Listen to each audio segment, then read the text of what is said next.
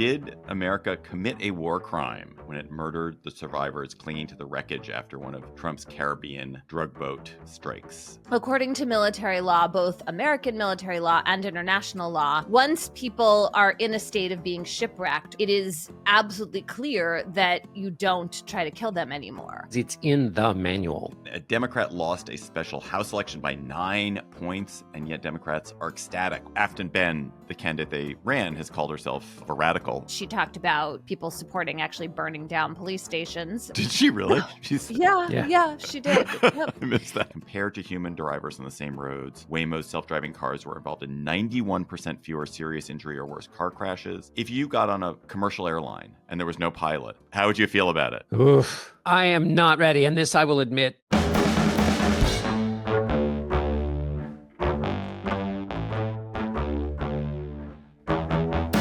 Hello, and welcome to the Slate Political Gabfest, December 4th, 2025, the Kill Them All edition. I'm David Plotz of CityCast in Washington, D.C., from New Haven, Connecticut, where she is with the New York Times Magazine and teaches at Yale University Law School and exists is Emily Bazelon. Hey!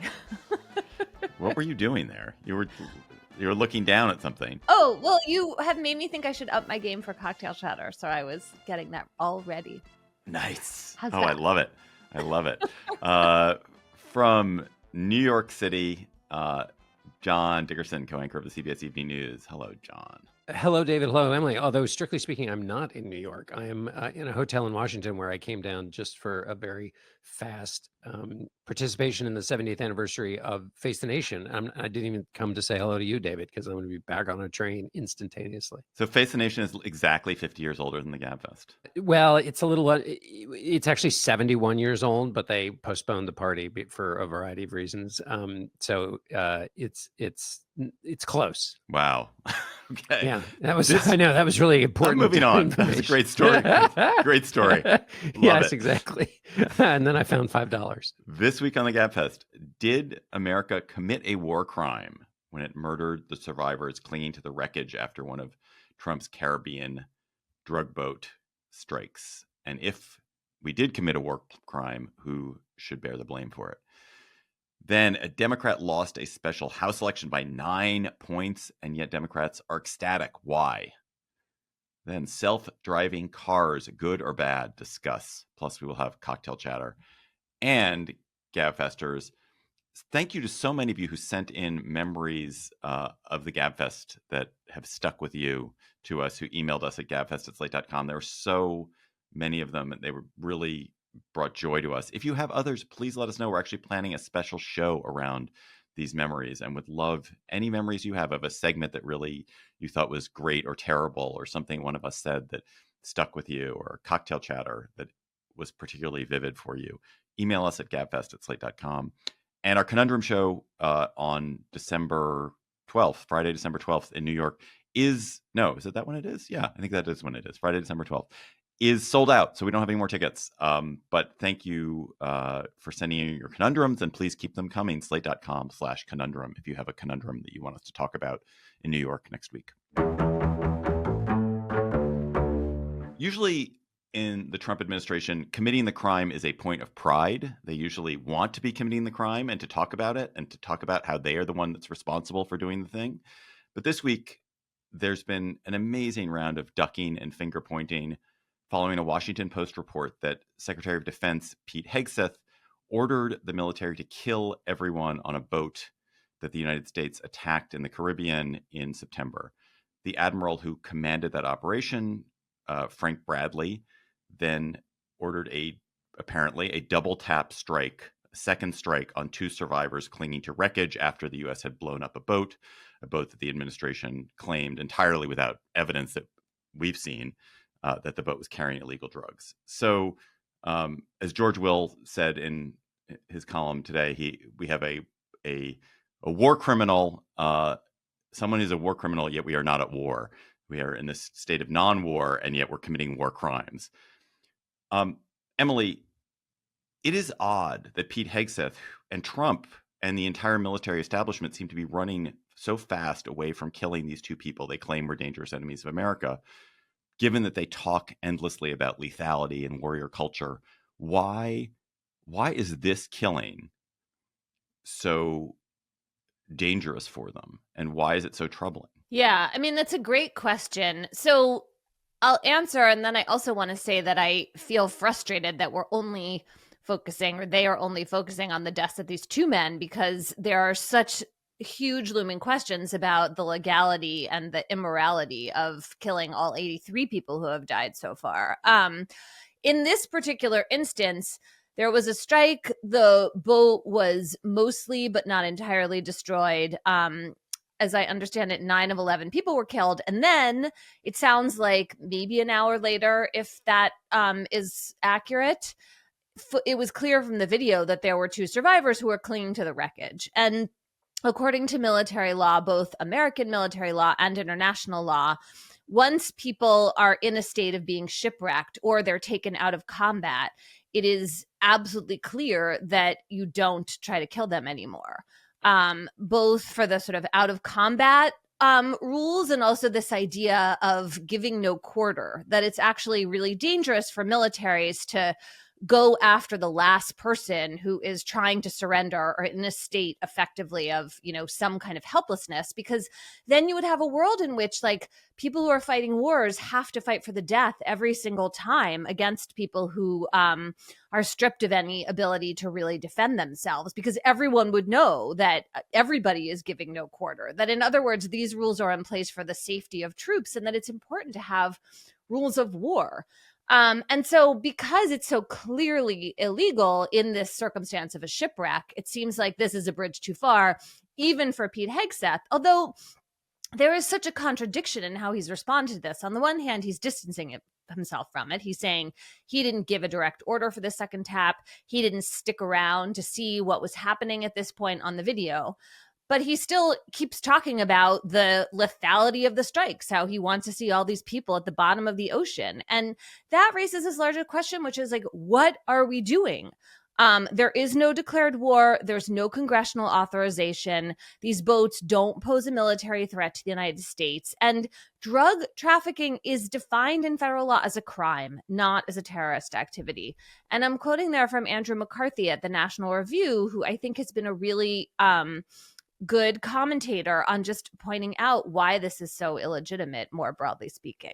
John, why are we talking, just to dig in on this point that Emily is getting into, we're talking about this small corner of the room over here when there's this gigantic chamber of violence and activity, which is, a war, a crime, a war crime. There's a whole war crime that's happening, which is that we are engaged in a war against a set of people, and the United States government, or the United States Congress, the United States people have no concept of why it's happening and have not authorized it. Right. I think let's throw some things on the table.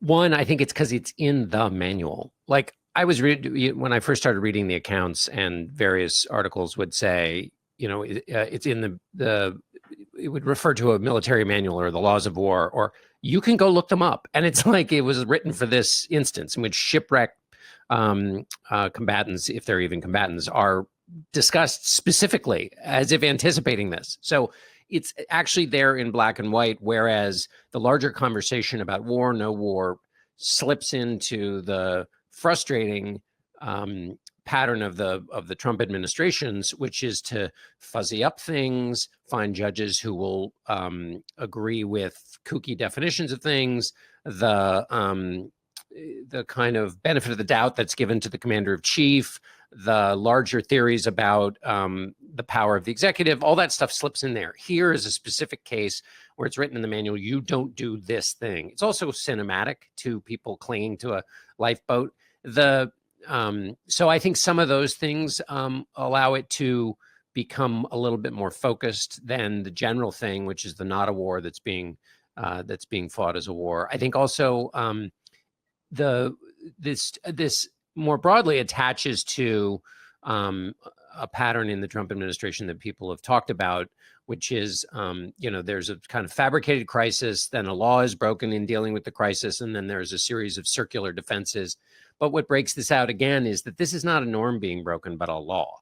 an actual thing people can point to. And I think that is probably why we're, and also because Hegseth is a particular character who, was already caught up. And there was a report this week on Signalgate in which, when Hegseth was caught texting out the war plans for an attack on the Houthis, he said on the record, nobody was texting war plans, and yet he was. And we know that, we saw the texts, the Atlantic published them. So he has a record of saying something that's a lie in public. And so I think this connects to that as well. Emily, just from a law of war perspective, who is responsible for this? Because there is somebody fired the weapon that killed the person. Somebody ordered that person to fire the weapon that killed these people clinging to the wreckage. There was a civilian in the chain of command who ordered the operation that led to this happening. Where is culpability, and can culpability ever be found in a situation like this? I think it could be found applied. Let's just be real. President Trump presumably would pardon anyone who actually was court-martialed in this situation. But let's set that aside for a moment.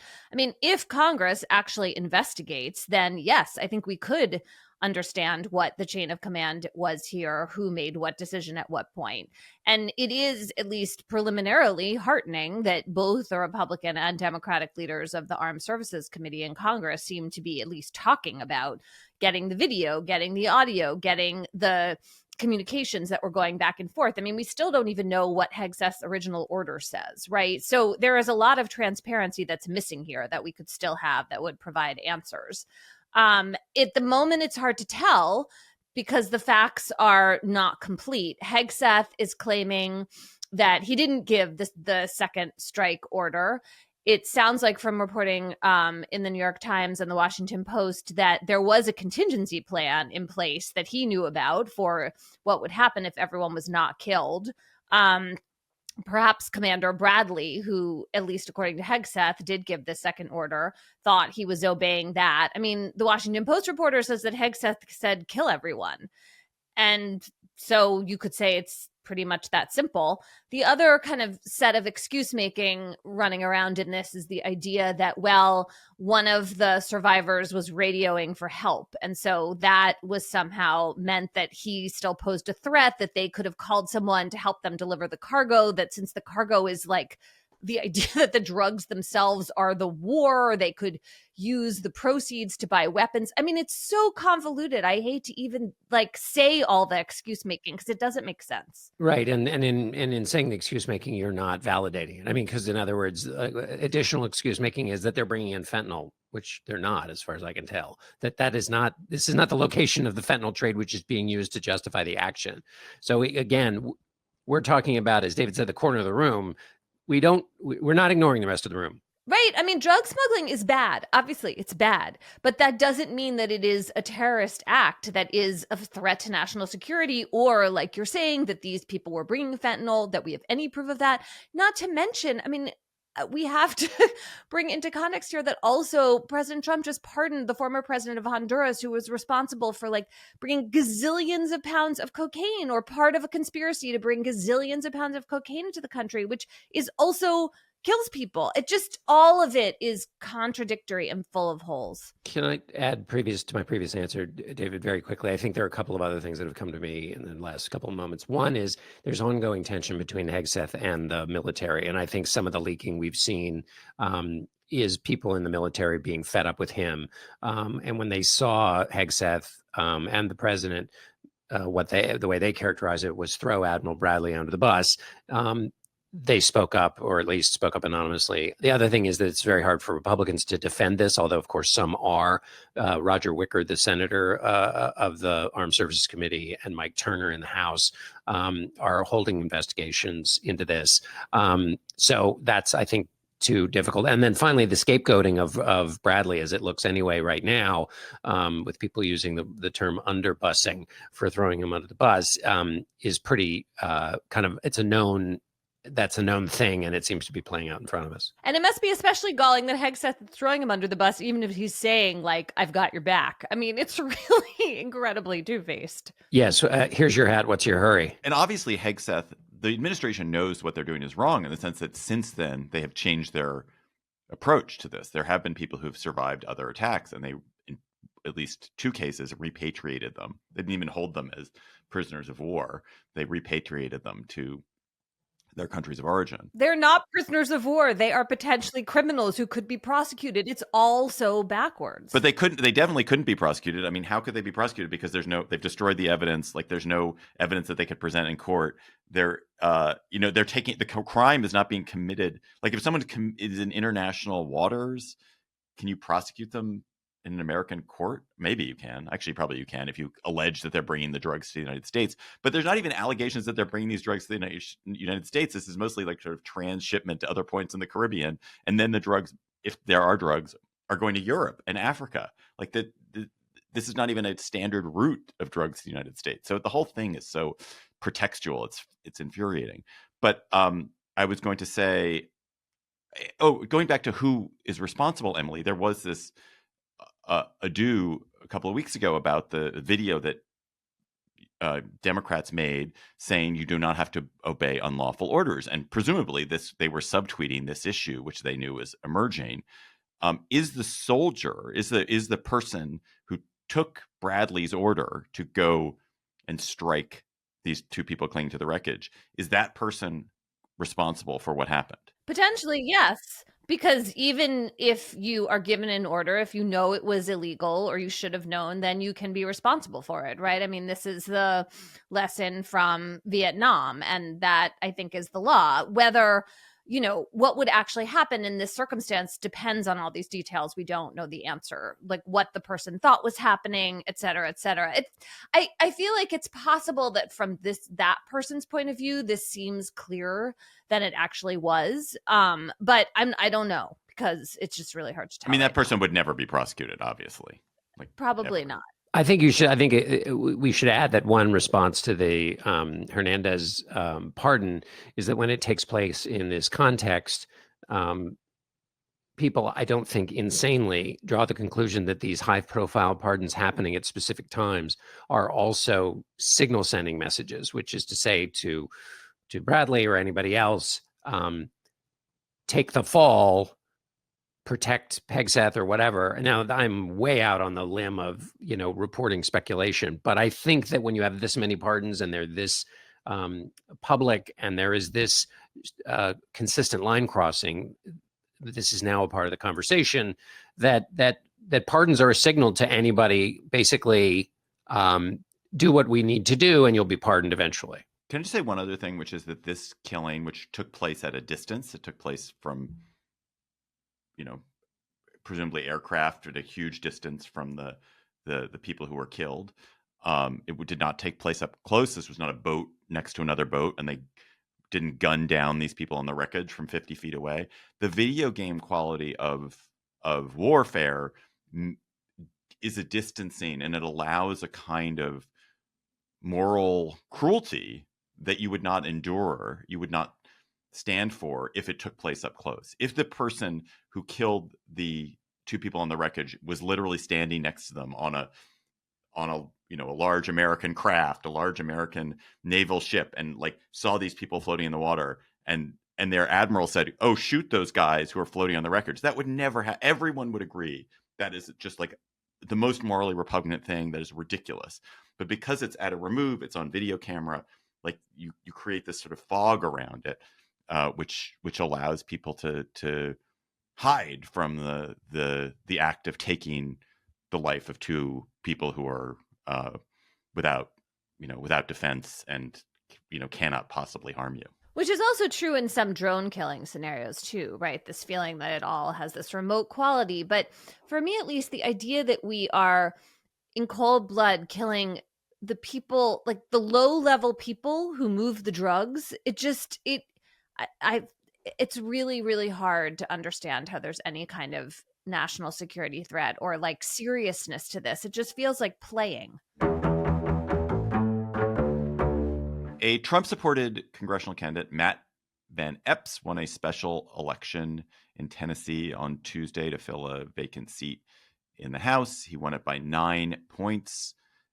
Yet Republicans are in a funk, and the Democratic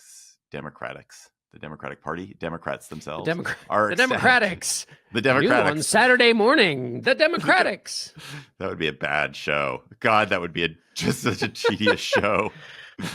Why, John, are Democrats happy about this? This getting beat down in Tennessee. Well, they're happy for a number of reasons. There's legitimate reason to be happy, which is it affirms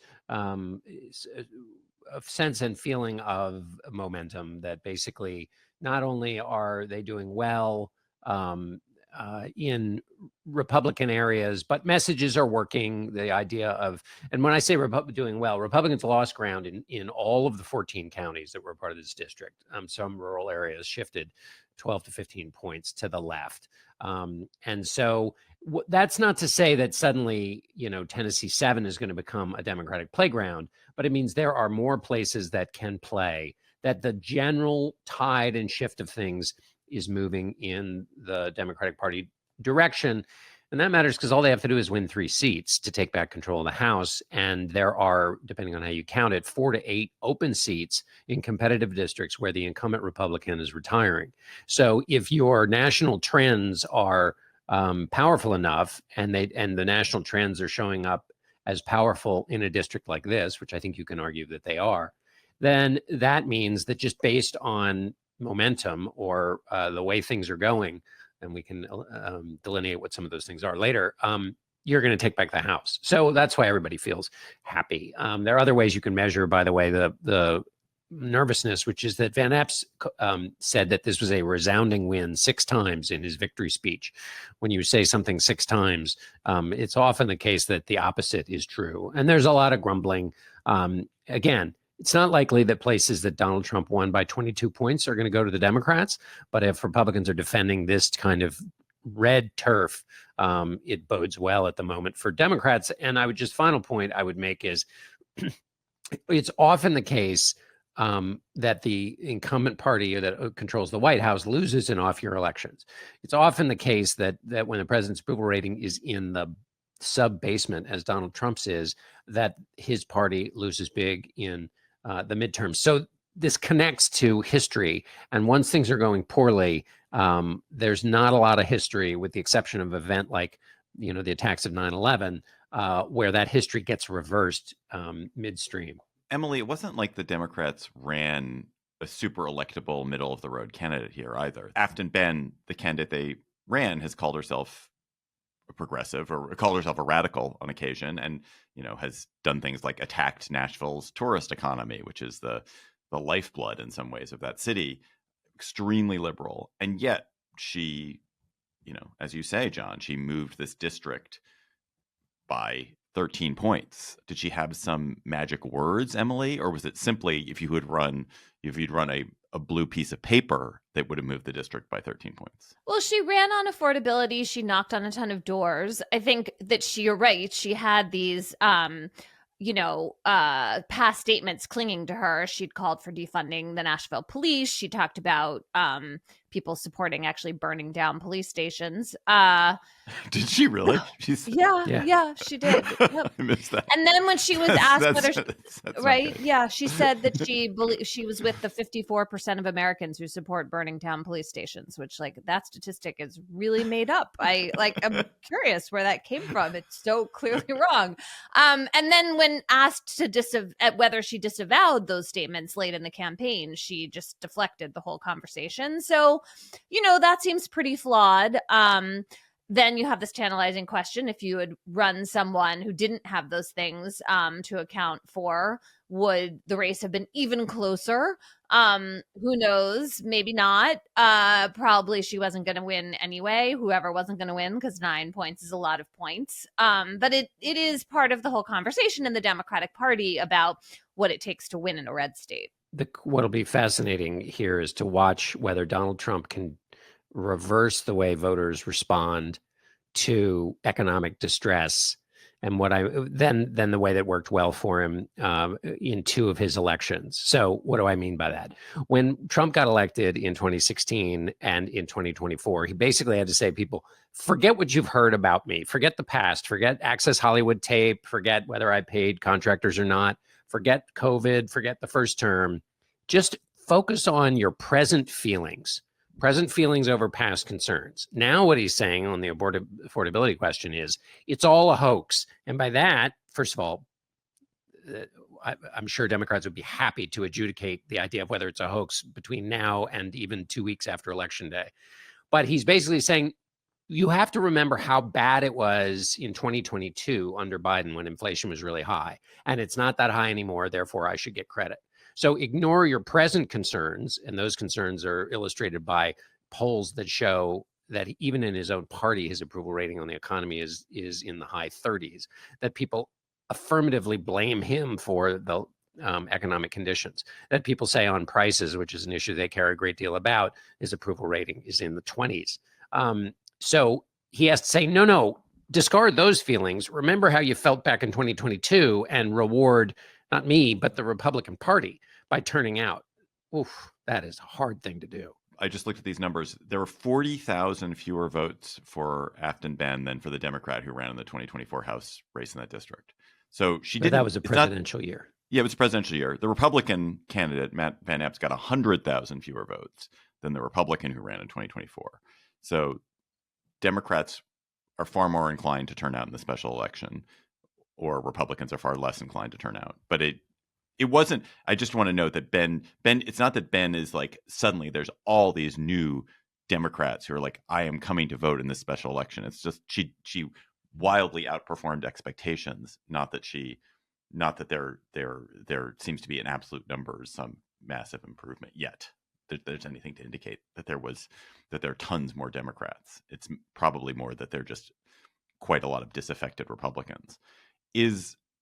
I guess going to the question of whether, to your question, Emily, about Ben, and would they have done better with a more centrist candidate? And look, they would not have won the seat under any circumstance. And yes, probably a more centrist candidate would have done better. But should the Democrats, John, be recruiting centrists who can talk about affordability but won't seem scary, won't sound like radicals who want to burn down police stations? Should that be who they're recruiting to run in these seats that are gettable seats, the seats that are Republican plus 10 or less? Or should they be trying to get liberal activists who have passion and commitment and fired up? Like who is the better candidate to get to run in the seats that are potentially gettable for them? Gosh, it's such a great question because it mixes in a bunch of stuff that we don't really know. So, candidate quality matters. How much does it matter? Nobody knows, but it matters. So you can argue, for example, that a fired up, authentic, real candidate who excites voters just by their excitement, who might be more liberal and might have said crazy things in the past, is better than a kind of milquetoast candidate whose positions poll test really well. I'm talking now in congressional races. This is different than in a national race. And even though congressional races are nationalized, it's rare, although it's definitely happened more it's definitely happened in Senate races, that the messaging of a local candidate ends up being the national narrative. It is true that the national narrative squirts down into local races. But I guess my point is, if you had a candidate like Ben, it's less likely that they become the defining characteristic for the entire party. And in that way, and that could be one of the dangers, right? You run a very idiosyncratic candidate, and they not only hurt themselves, they end up hurting the party. But I don't think that's not gonna happen, because you have this overhang of President Trump, who's in the worst possible position, really. His approval rating is bad. Presidents with approval rating under 50% lose an average of 30 plus voters in the midterm elections post World War II, even though with partisanship now, that number is not as declarative as it used to be. It still is true that a president with a bad approval rating hurts his party and hurts turnout in his party. So this is a long way of answering, David. I think you want the most charismatic candidate who is a fit with the district, and you probably, if you try to tweak it too much, you might lose that charisma for something that poll tests beautifully, but that might not do it in the end. But if it's a wave election where the national problems for the Republicans end up determining, I mean, if you look at all these signals, if they end up determining, it may come to the point where you could run, a box of crackers and they would win in a close district. Except, John, what about the example from the past where Republicans ran some kooky candidates and then they kind of managed to lose, even though like all the indicators were that they should win? Yes. Well, what's her so name? that was the Delaware witch, the crystal Christine. ball lady. Yeah. Yeah. So not wasn't Christine. her No. No. She was that's not a her witch. name. No. Yeah. So those are two. What I was talking about is the case where a Senate candidate did define the Republican Party, and that has happened. I can't think of a case where a Democratic candidate has said something wacky and it's defined the whole party. Yes, there are limits to this. Obviously, if you're going to run Herschel Walker, in Georgia, he was beyond, even in a pretty a red to purple state, he was beyond what voters would tolerate. But also remember, they didn't have the kind of winds at their backs Republicans didn't when Herschel Walker was running, that Democrats appear to for this race. So that's my point. That's why I said if the national numbers and the national mood, if Republicans are so depressed by their president, who is failing on the number one reason he was elected, which is on these economic issues, if they're depressed and Democrats are enthusiastic for a number of different reasons, your candidate quality doesn't have to be as great. And your candidate who, again, I would argue is that the wacky Republican candidates have themselves not been that charismatic. And so what I was talking about is a candidate who, is on the very far left edge, but has some charisma, who has the ability to turn out votes on the strength of their own qualities. If they are both ideologically way out there and are also an awful candidate, that will not be a successful candidate, no matter probably how big the national trends are. But I mean, I think, Emily, what you're trying to do is to get John to say Democrats should run centrist. Everyone should be Bill Clinton. Everyone should run to the center. That's where it should be. That's what the direction you want the answer to go in, I think. I'm go ahead. Okay, well, no, keep telling me what I think. I'm going to mansplain this to you. Please mansplain my own opinion to me. Yes, continue. Also, I think, to me, like, the risk of running the people on the far progressive left, even the ones who are hyper charismatic, is what you don't want is to activate negative partisanship. You want Republicans in districts that are winnable for Democrats. You want them to not be interested in what's happening. You want them to be just like bummed out. And if you have a candidate who is too exciting on the left, you give people a reason to vote against them. Whereas if you have a candidate who's sort of like a little bit boring on the center left, Republicans will just be like, oh, whatever. And Democrats, because they're basically fired up, will show up. Didn't you just, though, make the case that in this race, Van Epps way underperformed the Republican, and that Ben did well enough among Democrats? So here is Ben, who's said some of the most some quite objectionable things, who would fit exactly in the scenario you just pointed out. But Ben did and the relatively Republicans couldn't turn out. Ben did the worst of all the special elections. Ben moved her district the least of the special elections that happened in Trump era. She's moved the district the least. So in fact, she underperformed the how people are doing in special elections. Yeah, but your argument was on the Republican side. Your argument was that if it's such an objectionable Democratic candidate, it's gonna turn them into something that excites Republicans. And you just made the case that Van Epps massively underperformed the Republican vote in his district. So you had a perfect example. He did, but what I'm saying is that Van Epps massively underperformed, but he actually relatively overperformed compared to the other special election Republican candidates. Yeah, but it's a 22 Republican district. It's a plus 22 district. It's a place where not only do you have objectionable things said by Ben, but they're going to vote for any Republican when it's a plus 22. So the motivating thing that you were saying is going to happen among Republicans did not in this race in a candidate who's probably one of the most, if she's called the AOC of Tennessee, but has the most obviously objectionable things to turn out. But she lost, and it's like she lost. No, I know, but your argument was more about than turnout. she would. She lost by more than she would have lost had she been one of the candidates who was running in these other Democratic districts who relatively overperformed compared to her. But did Republicans turn out? Did Republicans turn out for Van Epps? I think we're having it. No, they didn't turn out for Van Epps. Right. That's all I'm saying. But I'm changing the subject slightly.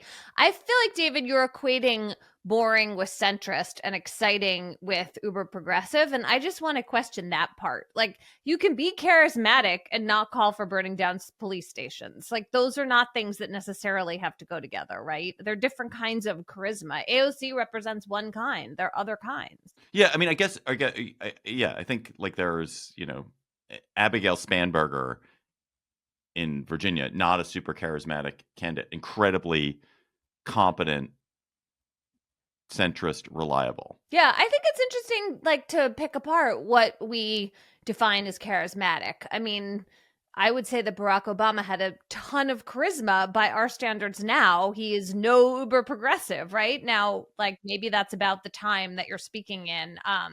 But I don't know. I feel like it's important to tease apart those qualities. Normally in a race, you don't like offend the local major local business, you don't say, as Ben did. I hate Nashville. Did she actually say I hate Nashville? Something like that. It started with I hate bachelorettes. Okay, whatever. But I think it kept going into like I hate country music. I mean, yeah, I don't know. That doesn't seem wise. Yeah, I think the point of these races is to see whether findings in previous specials or national trends are showing up even in places where other parts of the story are overwhelmingly in support of one party or the other. Like, is the signal still being heard through the fact that this is quite a red district?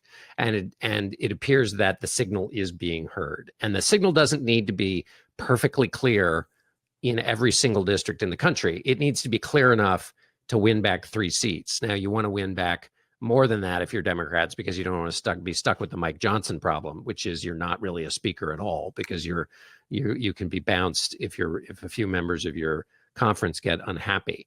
And to the extent that the Democrats need the signal to be strong enough to win back the House, there's plenty of evidence in this race that signal's still out there, and that it's probably going to get, even stronger if the president keeps claiming that affordability is a hoax, because that's not great turf for him. And if you want to nationalize an election, Democrats would probably like the election to be nationalized on that very question. There's a great op-ed by a surgeon named Jonathan Slotkin in the New York Times this week. The data on self-driving cars is clear. We have to change course. So Slotkin looked at this mountain of evidence compiled by the self-driving car company Waymo. They tracked 100 million miles of Waymo driving in U.S. cities. So Waymo has these taxis, effectively, that run in several U.S. cities. In this case, they were tracking 4 U.S. cities, which have no drivers. They're totally autonomously operating. And the results that he found are astonishing, which is that compared to human drivers on the same roads, Waymo's self-driving cars were involved in 91% fewer serious injury or worse car crashes, 80% fewer crashes causing any injury, 96% lower rate of injury-causing crashes at intersections. A Waymo has never rear-ended another vehicle at an injury level.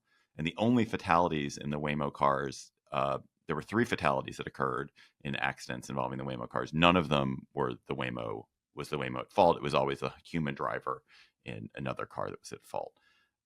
And so Slotkin takes this to argue that there has to be huge adoption of self-driving cars because it's just as a public health measure, that it's vastly safer. And that according to his numbers, which actually were the most amazing thing in the piece to me, that car crashes, the combined economic and quality of life toll of car crashes every year is $1 trillion.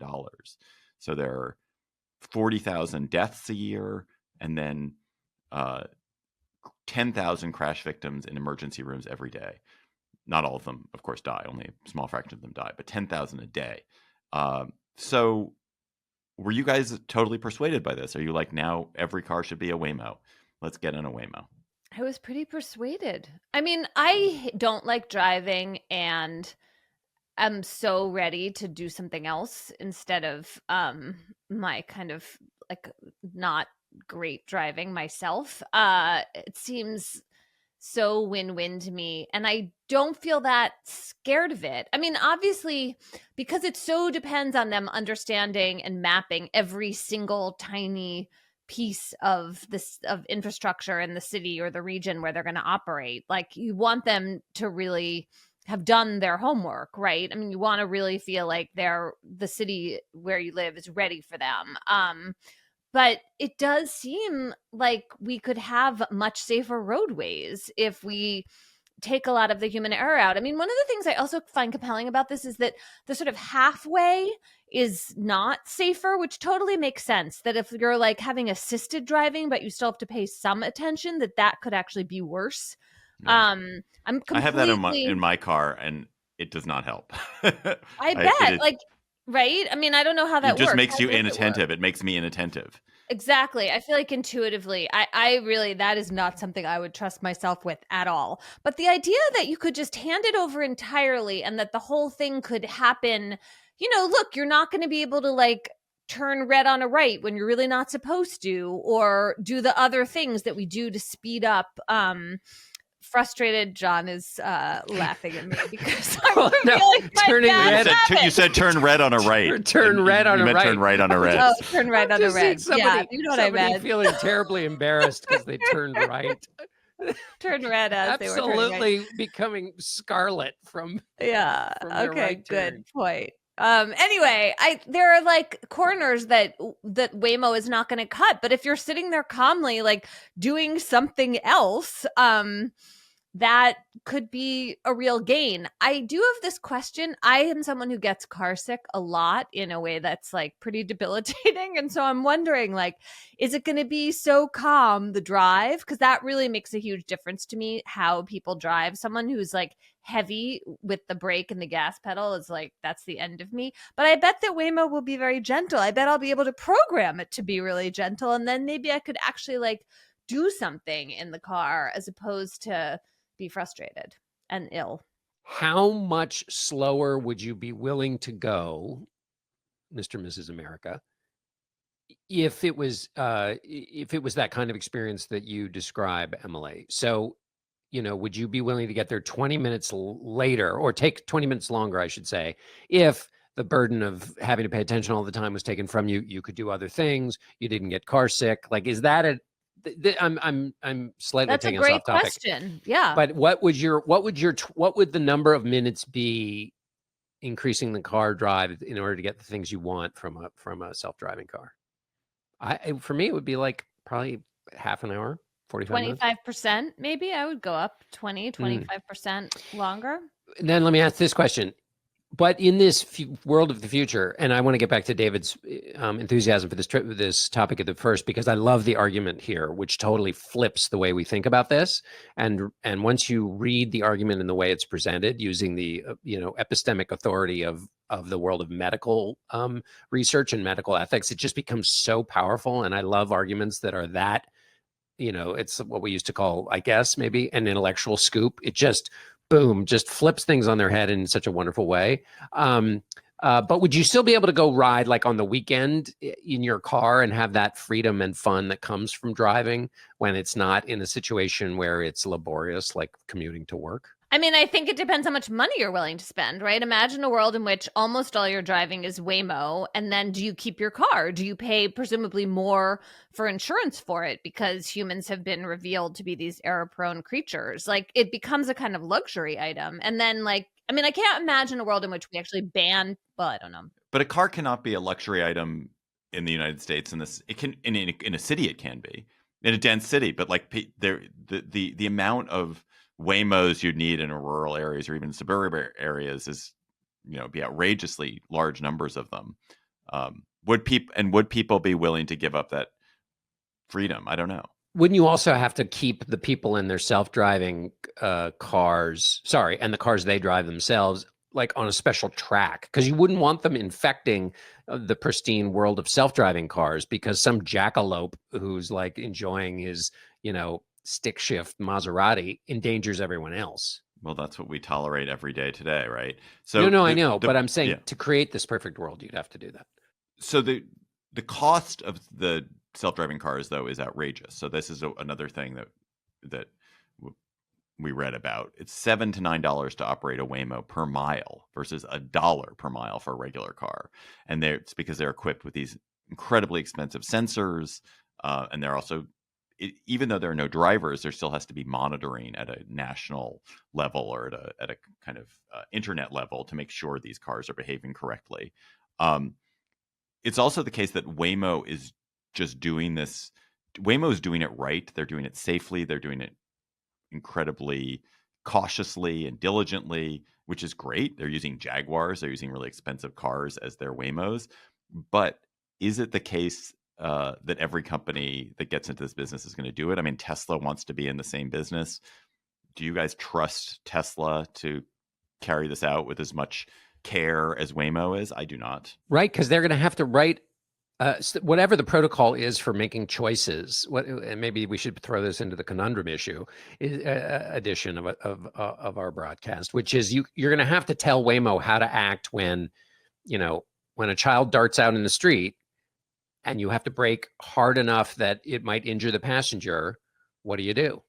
Elon Musk will write one which is like he'll write one that's like hit the kid. You got to get. No, he won't, because he wants lots of children in the world. So he will advantage the child over the rider, unless the rider is of a sufficiently meets whatever criteria he's decided are important. All right. So the enemy of the self-driving car is anecdata. There was a cat that was killed in San Francisco, and so people were like, "Oh, we have to stop self-driving cars from being killed by cats, from killing cats." Or maybe cats will kill self-driving cars one day. Oh, right after they turn red on red. There's another self-driving car company, Cruise, which is not operated with quite as much diligence as Waymo, which had a fatal accident, and Cruise basically went out of business because of how it handled this fatal accident. And there was so much uproar. It was not transparent. It wasn't transparent, right? But it was. But then you think about like how many people are just killed by bad drivers or by people who are drunk and stoned, people who are texting, people who are sleeping, people who are flirting with their passenger, people who are eating while they're driving. And we don't have stories about those. Whenever you hear a story about how somebody was eating or drinking a cup of coffee and then crashed and killed someone, you're not like immediately like, people cannot eat in their cars. It must be stopped now. But when people hear that about a self-driving car, they're like, we can't have self-driving cars. It's too risky. So, right. It's irrational, but I think totally natural than at the beginning of a new phenomenon like a robot taxi, which is what we're talking about, that people are going to be super sensitive to those stories. So it seems like it's very important that Waymo and whichever other companies are incredibly transparent and careful and cautious initially, because initially, of course, every Waymo crash is going to be news, and every time they kill a cat, it's a big deal. And then, eventually, instead of being a man bites dog story, it just turns into a dog bites man story, or they're just like many fewer of those stories, and we get the message eventually. But it just is gonna take people time. Like I think it's totally understandable that people are wary of this. I mean, the other thing we haven't talked about, but I have some fear of, is like, imagine a world in which like someone somehow takes over all the computer driving systems for all the Waymos and they all crash, right? Like those kinds of things, that sort of AI nightmare. Perhaps I'm affected by the fact that I'm watching that TV show Pluribus right now, but that would be present, that kind of risk, in a way that it's not when you have people. Like, people just have their normal individual human errors. I love the power of the bias here. Really is fascinating. Not fascinates me, but I it's super powerful. And it made me think, okay, this is a reminder of how powerful biases. We all think about them all the time in our daily work, but like, they can be super, super powerful. And just, it was a reminder of yet another one. I just want, like, one practical thing to the legislators of my home city of Washington, D.C. Get on it. There's been one of the city council members has effectively blocked Waymo. Waymo's been Those cars are all over the city. They've been mapping DC. They are ready to go here in DC. But one legislator has basically said, "Oh, we just simply don't have the safety data yet. We can't allow this yet." And so it's been delayed and delayed and delayed. And it's just nonsense. We have the safety data from other cities. It is clear that Waymo is on top of it. It is going to be much safer having these Waymo taxis than some of these incredibly dangerous taxis that we have. So let's do it. All right, I have two now practical questions for you guys, revealing questions. When you are in an Uber or a taxi, do you wear a seatbelt? 100%.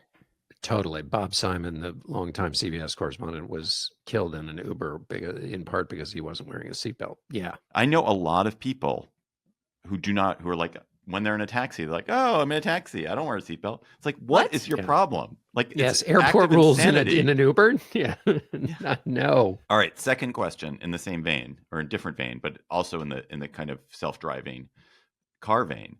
If you got on a commercial airline and there was no pilot, there was like a blank space and there was no pilot, and you knew that it was like this extremely good new high-tech driverless plane robot that was in charge of your plane, how would you feel about it? I am not ready. And this, I will admit,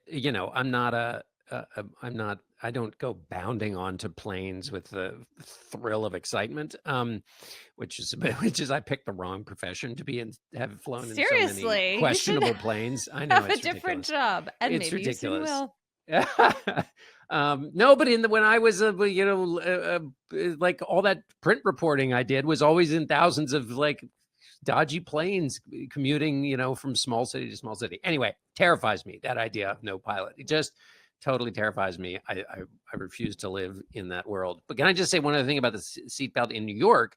You can get into a taxi cab, which basically would be classified in a different mental space, would be classified as a weapon, because you are sitting in the seat so close to the meter that that if the driver, who is in a life and death struggle between his gas pedal and his brake pedal, hits the brake left pedal and right foot, or his left and right foot. Yeah, exactly. Battling. They are both, and he's like, the way that they enthusiastically hit the brake. I mean, the chance that meter is going to go right up into your brain pan is very high. So you've got to put the seatbelt on in a cab in New York. Do you guys have this? I'm just curious.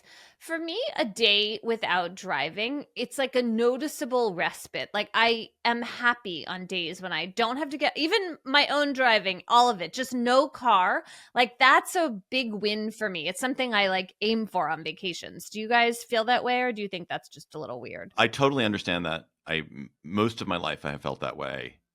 There's only certain forms of driving that I've ever actively liked, sort of country driving on empty roads. I just bought a kind of expensive car that is very quiet and has lots of gewgaws, and I'm so happy driving it. I love a stick shift in any circumstance, because I had a stick shift for like 25 years. That like a Honda stick shift, I love it. Or driving like when the pressure's off and you can just drive and get there whenever you get there, and I'm all right. So yeah, I totally get what you're saying, Emily, but it's also entirely possible that I would go out and just drive in a stick shift for the fun of driving a stick shift again. I would never do that, but I'm so happy that I know how to drive a stick shift. It's so unlikely that I would have been able to do that. It really plays to all my weaknesses. But yeah, I basically never drive for pleasure. I just don't. It's like not on my. Yeah, no. Can I just go back to the automated plane for a second? I understand why that is not going to happen anytime soon. I do think it would probably be safer, and I think I would be okay with it. I think probably we could get to a world where there's a pilot, but the pilot actually isn't doing anything. The pilot could intervene in some like extreme worst case where the automatic pilot has been hacked. But 99.9% of the time, that pilot is just sleeping during the flight, or just then he's not awake when the 99. Well, okay, or they're awake, but they don't. They just aren't they're not doing the job. But I would be very comfortable with an automatic plane. I think that would be fine. I think a lot of when we read about commercial airline disasters, a lot of the time it is because of pilot error. It is not, in fact, because the plane has failed. It's because the pilot has failed. And occasionally, once in a while, you see the opposite, where the plane has failed and the pilot saves the day. But mostly it's a pilot has made a mistake because humans make a lot of mistakes. I was talking to a pilot who basically said there's so much automation in the way flying is done now. It's closer to that world you described, David, than people might think, in terms of much of the autopilot is going, and the pilot is there to kind of pick it up on landing and takeoff and kind of monitor things, but that they're not like actively holding on to the flight stick. Let us go to cocktail chatter. When you're in conversation with a pilot at a cocktail party, Emily Bazelon, what are you gonna? Hopefully they are not about to have a drink and then get on a flight. That is number one. Number one, we hope that pilot is not about to like leave for the airport with a white Russian in his hand. What are you going to be chattering about? And are we going to witness a sea change in Emily Bazelon's chatter? She is smiling in such a way that suggests maybe we're about to get a different kind of chatter from Emily. I'm going to do some book chatter today, but I want to say I really appreciate the listeners who wrote in and defended my chatters. So I'm not going to abandon my previous, more dismal approach entirely. However, on an exactly this week in Soot. Forever. On an upbeat note, it's like today, Victorian London up in here. Yeah, I'm recommending 2 books. One is called Barbie Land, The Unauthorized History. It's by Tarpley Hitt, a young, up-and-coming, very charming writer. This is just a great idea for a thematic book, to look at the creation of Barbie, all the different meanings and permutations of Barbie over the years. I mean, obviously, the Barbie movie means there should be an audience for this. And yeah, I have an advanced copy of this and have started reading it, and I'm really enjoying it so far. So, Barbie Land by Tarpley Hitt. And I also just finished a novel, What We Can Know by Ian McEwan, who, of course, is like a very distinguished, well-known novelist who wrote Atonement, which is a book I will love forever. And I liked this book. I found it kind of hard to get into at first, to be honest. But then it really got moving, and I ended up feeling like it just had a ton to think about in it. It's really been on my mind since I finished. So, What We Can Know by Ian McEwan. John Dickerson, what's your chatter? Emily, does the Barbie history go into the German doll that was? Yes, it does. Not the meant for children. precursor to Barbie, the German doll. Yes. Yes, not meant for children. It was exactly. Weird. Anyway, that's I'm so why it's such a rich. About that. Well, I once tried to do a thing. It was on one of the anniversaries for Barbie. A little, what I used to call sparkles when I was in television, which was like some interesting thing about like Monopoly was created by a woman who never got credit for it, and it was actually an anti-Monopoly game. So these origins are often quite different than the thing that we live in today, and that shocked me about Barbie, but I don't think I ever actually put it on air because it was a little too complex. Anyway, my chatter is not as interesting. Can I just not at Barbie, but in things that are the reverse of what you think, and sound like Barbie? The thing that obsesses me, I think about it all the time, and I must have said this on the Gabfest before. Bambi, that Bambi is a boy.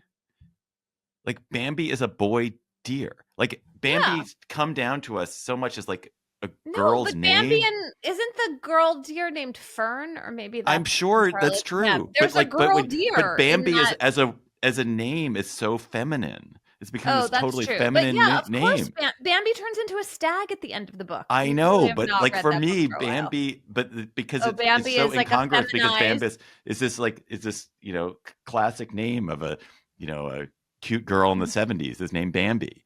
Like that's their nickname. And then you're like, wait, but Bambi is a boy? Well, with a little heart, ambiguity and fluidity. Yeah, here. Bambi has a heart over her name. The heart over the eye, for sure. By the way, if I could just say that Emily sailed over the bar here successfully on a cocktail chatter because it engendered further conversation.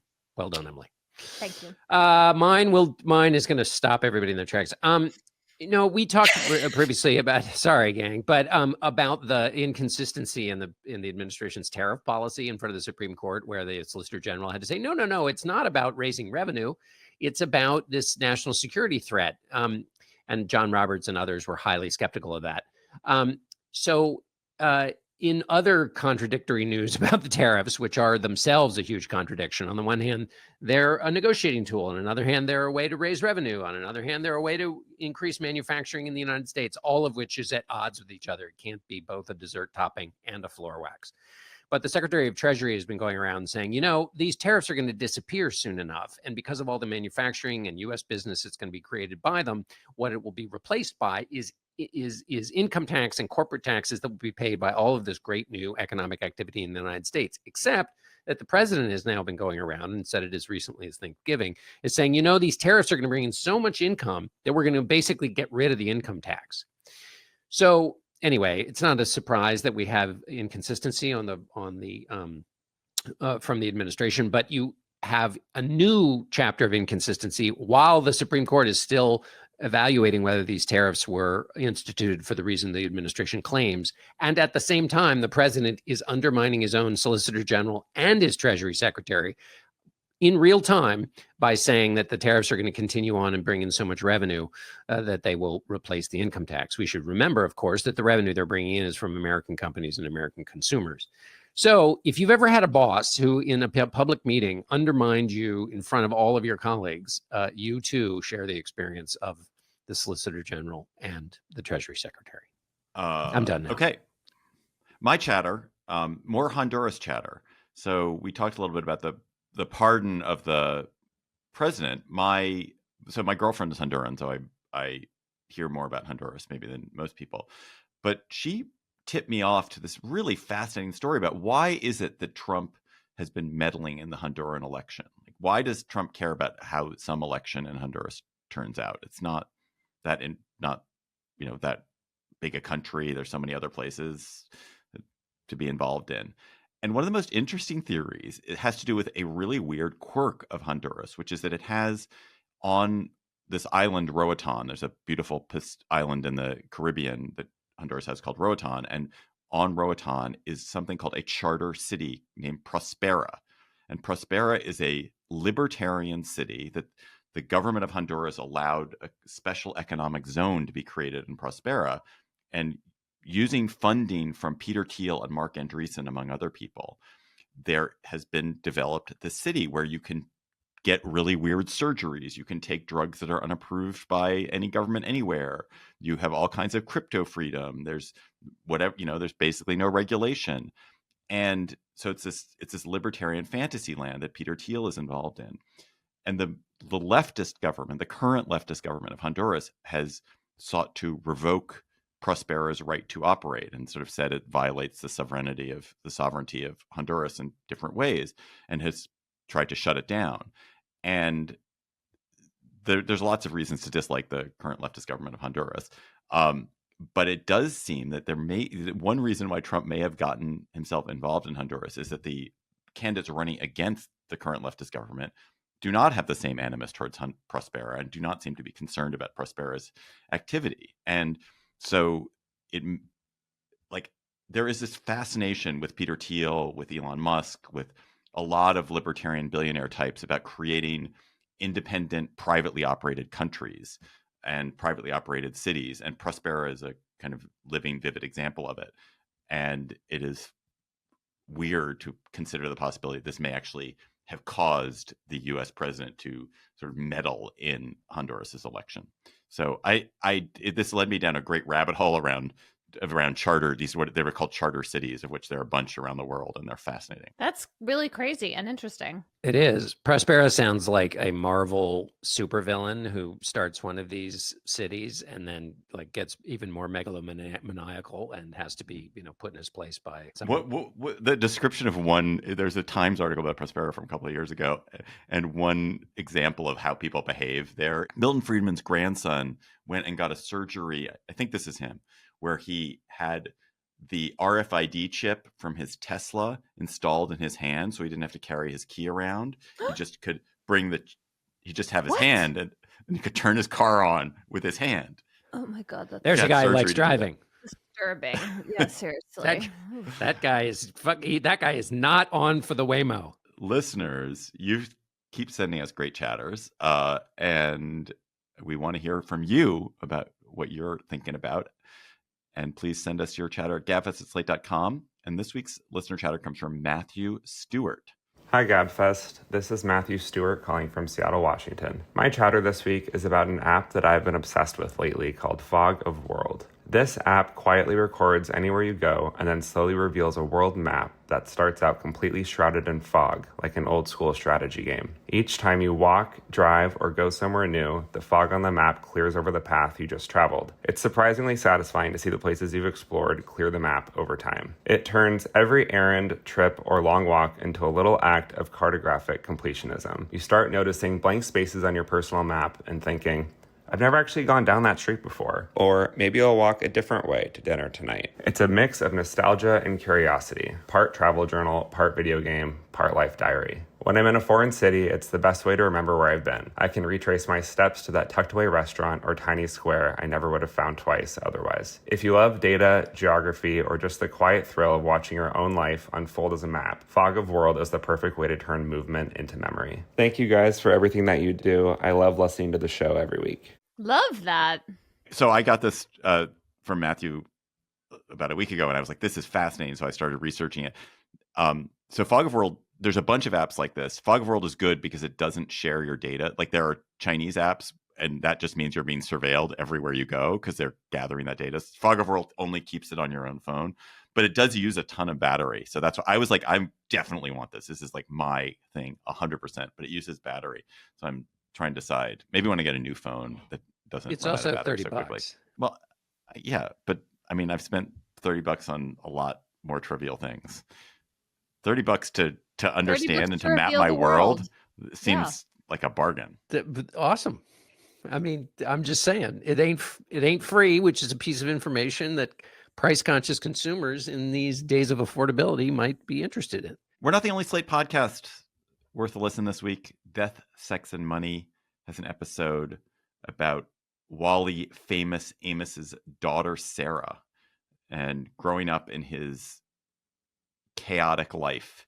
So I guess Famous Amos discovered Simon and Garfunkel. He built a cookie empire, and she grew up in a crazy pink mansion in Hawaii. There was always cookie dough around, but it was chaotic. And on Death, Sex, and Money, we hear from Sarah. So listen to Death, Sex, and Money when your famous dad can charm anyone but can't pay the bills. That's all for our episode this week. We also have a bonus episode in your feed about the bizarre controversy, that's a good word, around grading and religion at the University of Oklahoma. That is only for Slate Plus members, who also get bonus episodes of all Slate podcasts or many Slate podcasts. They get special discounts to our live shows. They never hit the paywall on the Slate site, so much more. So if you are a member, thank you. Enjoy your membership and enjoy this special bonus episode we're doing today. If you're not a member, subscribe to Slate Plus directly from the Political Gabfest show page on Apple Podcasts and Spotify, or visit slate.com/Gabfest Plus to get access wherever you listen. That's our show for today. The Political Gabfest is produced by Nina Porzucki. Our researcher is Emily Ditto. Our theme music is by They Might Be Giants. Ben Richmond is Senior Director for Podcast Ops. Mia Lobel is Executive Producer for Slate Podcasts. And Hillary Fry is Editor-in-Chief of Slate. For Emily Bazelon and John Dickerson, I'm David Plotz. Thanks for listening. We will talk to you next week.